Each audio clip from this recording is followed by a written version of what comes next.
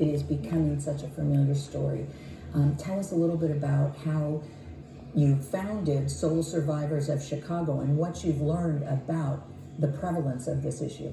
Good question. Soul Survivors was started actually 2 weeks after the loss of my son. I went in his room and I thought to myself, what would I do? What would I do? And I looked down and saw a shoe.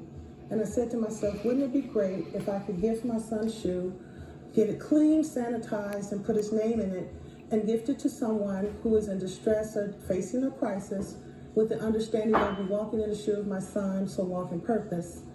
And with that message, we wanted to bring a protective factor for those who are impacted to know that they have a legacy they can move forward with. And in mental health, I know that it is everything. Our command center starts here, that meets us here. And for persons to be involved with their mental health and wellness means everything. And so we work for bringing that a message about the importance of mental health awareness and definitely silencing the stigma that comes around talking about mental illness. And that's often a big issue, particularly in the Black community. So Absolutely. How do you combat that? What is your message to the people out there who may know someone they're concerned about? How do you reach out? Well, we want to normalize it. We want people to know that everyone in this world has had a challenge in their life where they have felt like, I've taken one step back, 2 steps forward.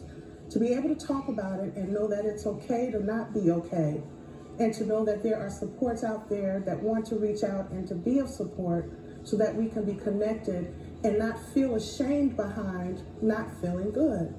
Or looking at the reality of we are all in a village that we are trying to build together for our wealth and our health when it comes to mental wellness. You know, I understand there are nearly 100 pairs of shoes that you've collected. Tell us a little bit about that display coming up. So our Walk in Purpose Mental Health Awareness Project was sponsored by the Chicago Community Trust.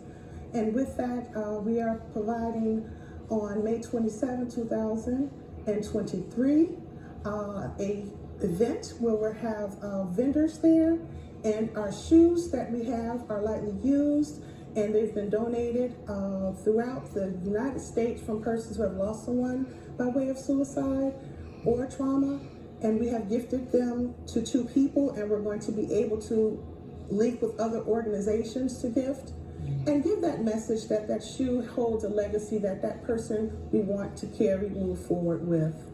Oh, powerful. And your pictures are beautiful. Thank you so much for sharing your story.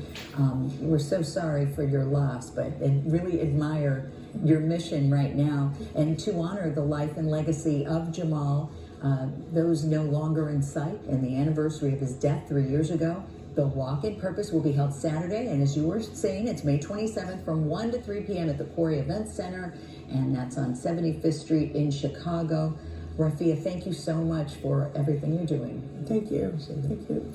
And we're going to check in with Caitlin right now and get a look at that forecast. Caitlin? Well, we have